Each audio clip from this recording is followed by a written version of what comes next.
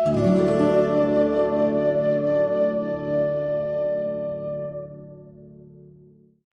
Yes. Chaffee, let's start with a basic question. So, what is it in plant foods that's causing us ill health? Well, it's their nature, really. Their nature is to be poisonous, unfortunately. Well, fortunately for them, unfortunately for us. They are one of the oldest living organisms on the planet, or kingdom of organisms. They're one of the first that evolved on this planet, the first to be created. And so then animals and insects came in and they started preying on them and eating them, and so fungus and so on did as well. So in order to survive, the ones that survived had to have defensive means, and they can't run away or fight back like an animal can. They're stationary, and so they need other sorts of defenses. So they might have spines or thick bark, or a tree that grows up very tall, so terrestrial animals have a difficult time getting up to them. And but there are a lot of animals and insects that can get to these things, can get past the spikes and the spines and the thick bark and things like that. And so they need other defenses. And one of their main defenses is by actually being poisonous. And so they make a lot of defensive chemicals and toxins that can be directly harmful to animals and insects, or they can be indirectly harmful. So they don't necessarily kill you, but they can make you unwell, or they can disrupt your hormones. They can disrupt your digestion. They can make it so that you are not going to absorb various nutrients. Like phytic acid will bind to various minerals and nutrients, and in ways that our body can't break down. And some might say, like, well, the bacteria in our colon can do that. Fine, if you have the right bacteria. However, we don't absorb those nutrients in our colon. That we absorb them in our small intestine prior to getting to the colon. So it doesn't matter if they break the bonds in our colon. We can't use them unless you want to eat your feces, which I would not advocate anyone to do. But that was what you would have to do. That's what gorillas have to do, because they don't get enough B12 from the food that they're eating. And it's their gut bacteria that makes B12, but they can't absorb the B12 in the area where their gut bacteria is. And so they actually have to eat their feces in order to get B12. Again, not something that I would recommend people do, but that's what they have to do. There are many other things. Plants, as the professor of botany from Cambridge University said, Dr. John Parker said that plants are the great chemists of the world. They make about 1 million different chemicals. Most of them are defensive in orient, right? They can be other sorts of mechanisms as well. Latex, we get latex gloves for surgical gloves, right? That's actually the sap of certain plants that they use to be so tacky and sticky that when animals eat that plant, they release this latex and it actually glues their mouth shut.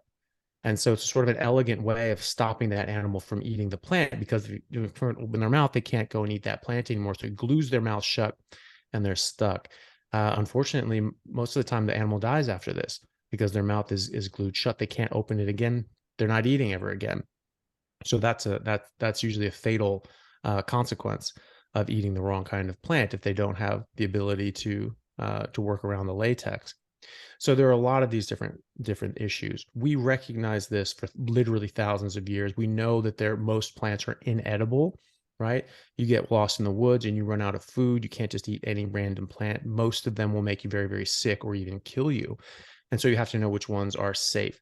Safe in the short term. That doesn't mean that they don't have any toxins, though. It just means that they don't have ones that will kill you that day.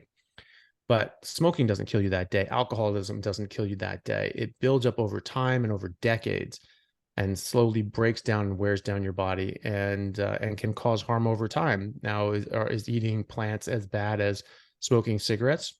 Well, of the plants that we eat, most of them probably wouldn't be. Most plants on Earth will kill you if you eat them. So, in fact, most plants are worse than the tobacco plant, which is again a plant. And and if you eat a tobacco plant, you're not going to do well. That's going to make you very, very sick. And that's because you have these defensive chemicals that are designed to make you very sick or even kill you. So that's how plants defend themselves. We used to recognize this as the diseases of the West, diseases of civilization. Now they're just getting older. That's just what it is. And now it's more prevalent and more common in every country on earth, even developing nations, and like such as India and or Africa. There's rising rates of diabetes and heart disease, autoimmune issues, and all the other things that we get here in the Western world. These used to be extraordinarily uncommon, even in the Western civilizations. We eat roughly the same amount of meat now that we did in the early 1800s. And throughout the 1800s, we ate basically sort of this U-shaped curve throughout the 1800s, around 1900, and then it sort of peaks back up again, or sort of goes down around 1920, 23, and then it starts on the rise again. Throughout the entirety of the 1800s, heart disease was an unknown thing. I think there were a few case reports around the world in the late 1800s of heart disease. The great medical examiner and educator, first professor of medicine at Johns Hopkins University, Sir William Osler, has said in his decades of practice, he wrote in some of his textbooks that he saw, I think, something like 6 cases of angina, so chest pain from cardiac related chest pain, and maybe they were cardiac related or not, but that was the symptom that they had, and really no heart attacks, right? I think it was like the first case of autopsy proven myocardial infarction, death from myocardial infarction, heart attack in America was in the early 1900s, I think 1905 or 1908. And it was largely dismissed and ignored for about a decade in America because there's like, oh, that's not a real thing. That doesn't happen. We just don't see that. And so after about a decade, when this started happening more and more, and people started seeing it, they're like, oh, wait, hey, okay, well, maybe there is something there. And then a decade after that, when we getting into the 1930s in America, heart disease is the #1 killer in America already. So before that, it was unheard of. Someone who described it on autopsy was just like, this guy's a joke. He's not a credible doctor. This is a laugh. And in 20 years, it was the most dangerous thing that we had available to us, right? So that means that something changed, that we're doing something to ourselves. Well, it wasn't meat, because we were eating more meat throughout the 1800s than we were when heart disease started to rise, right? And we started eating more meat after that. But in that whole period where we were eating more meat than we were at that point, there was no heart disease, none, right? So we were eating more meat in the early 1800s than we were for most of the 19th century, and no heart disease, absolutely no heart disease. So there's something else going on. And during this time, we started making more processed foods, started using more plant-based foods, and people started getting more and more sick. We started introducing refined sugar, refined carbs, and seed oils, industrially processed and made seed oils that were industrial lubricants. And they said, you know what, this is just like fat. We can just make it into Crisco, and we can sell it to people, and that'll be great. It's so much cheaper. And so restaurants and food production companies, they use that because it's a fraction of the cost of butter or lard. And so that started replacing animal fats, and heart disease started going up, and it perfectly tracks heart disease and the rise in heart disease prevalence and seed oils perfectly track. So, but not meat and not animal fats or saturated fats. So these are unrelated. So I think that it's predominantly from eating things that we're not designed to eat. All animals have an evolution or a biologically designed diet, something they are designed to eat. Food is very species specific. Animals in nature, they eat very, very specific things. Humans in nature eat very specific things, generally, unless they're limited by what they can eat. When they're able to hunt, when they're able to go after big game, that's what humans hunt. And that's what the fossil record was very clear on. We've been hunting mammoths for 1 million years. And then it wasn't until the megafauna died off that, around the last ice age, that people started doing more of the gathering part of hunter-gatherers. Before that, it was really just hunters. And still in a lot of places, it was still just hunters. And that's why you see areas that had cultivation, had agriculture, they actually got sick right away. There's a sharp decline in the health of humanity just after the agricultural revolution. So in the fossil record, you see humans were 5 inches taller, larger brain, 11% larger brains, better teeth, better jaws, no cavities. They didn't have any crooked teeth. Better developed bone structure, longer femurs, all these things. No evidence of poor wound healing. All that stuff came directly after the agricultural revolution. These are all signs of malnutrition and potentially, toxins from the food we're eating. But there's that sharp demarcation at the agricultural revolution.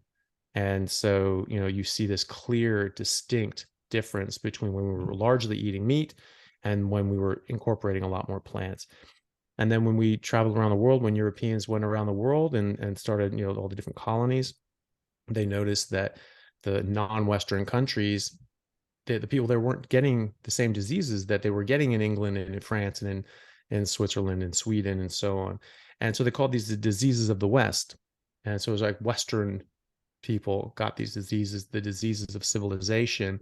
But as the people in these other countries or continents like North and South America or Sub-Saharan Africa or Australia started eating the food of the West, they started getting the diseases of the West. And in fact, they were more genetically susceptible to those diseases when eating a Western diet than other people were. And of course, that's because they hadn't had 10,000 years, 8,000 years of exposure to these plant toxins and the ability to sort of gear up some genetic changes. And so they're much more sensitive. There was a study in 1992 looking at the Canadian Inuit, and they found that they were, as a population, not all of them lived traditionally in the way that their ancestors did, which is just eating a lot of fatty meat. But some were living in cities. They start smoking on average at 8 years old, so high heart disease risk right there, and yet they had very low heart disease rates in respect to the rest of Canada. And they said, okay, well, they must have genetic protections against this. And so they looked at 5 different genetic markers to say, that either predispose you or protect you from heart disease. And they found that no, actually the Inuit had all the bad ones, had all the genetic risk factors for developing heart disease. And so, out of the 5, the majority of people had at least 4 of them. And so, they're actually genetically prone to getting heart disease, and yet they're not getting heart disease at the rate that others are if they're eating their traditional diet, which is just meat. And and they're smoking since they're 8 years old, right? So even then, they don't get heart disease. The cancer rates in the Inuit were near zero in areas that they only eat meat, and they're not. If they're in the cities and they're eating garbage that everyone else eats, yeah, they'll get cancer actually worse, right? But the cancer rates in the Inuit population has successively gone up decade after decade as they've been more incorporated into Western society and started eating more Western foods, drinking Western drinks, smoking Western cigarettes. And that has gone up and up and up. But, in the populations that they don't do that, they're extraordinarily low rates of cancer, heart disease, and all the rest. So I think that is a direct result of eating a species inappropriate diet and a result of these different plant toxins that are harming us and damaging our biology and our physiology. And that's manifesting in ways that we don't know how to explain. So we gave it a name like lupus or myasthenia gravis or heart disease or diabetes or cancer. And we just went, oh, okay, there's this thing that's happening, not recognizing that this is actually a consequence of eating something that is harmful to us, that is toxic to us. There was a time that the Romans had lead pipes, and people were just getting sick. They had no idea what was going on. And after a while, they were like, actually, there's something going on with these lead pipes that's causing us to get sick. And so now people can recognize those symptoms. But, if you look at this as a new, fresh illness, and there's the precedence for this, a new, fresh illness, you're just like, wow, there's just these biological changes, and you see this end organ damage and all these sorts of things. You think, wow, there's a disease process here. Something's going on here. Okay, let's get some medication that that stops this liver damage in this way, stops this neurological damage in this way or whatever, and you can mitigate the effects and have you die slowly over 40 years. But unless you recognize that this is actually caused by lead exposure and lead poisoning, well, then you're never going to get rid of the problem. You're not going to get rid of the root cause, right? So the only thing that you can do to safely get away from lead poisoning is get away from lead. You can take medication to help you get there, but you have to stop the exposure from lead. And in fact, in Japan, they had this epidemic. I think it was in like the 50s and 60s, and there were all these people dying, and they didn't know what was going on, and they're trying to figure out what was going on for about a decade. They couldn't figure it out. Then they assigned someone who was a microbiologist, very, very well regarded professor, and to a kid with a hammer, the world is a nail, right? And so he started looking for organisms, and he was just like, and he found this little bacteria, and he's like, okay, well, this is what it is, let's try and cure this thing. And they spent another 10 years trying to cure this. And then it was after 20 years that they finally figured out, oh, this is actually industrial waste going into the water supply, and that's getting into the fish, and kids are eating the fish, and then they're getting sick from like heavy metal and pollution, right? So it took 20 years. They were trying to cure a disease, but it wasn't a disease, it was exposure. And so that's what we're living in now. We're in our 1950s and 60s Japan. We're in our ancient Rome with lead pipes. We just don't realize it yet. So we're getting poisoned by the things that we're eating. We're getting poisoned by the plant toxins and not getting the nutrients that we need from the meat and the fat from the meat. And so we're getting illnesses and diseases that used to not exist. And now they're 90% of what we treat in modern medicine.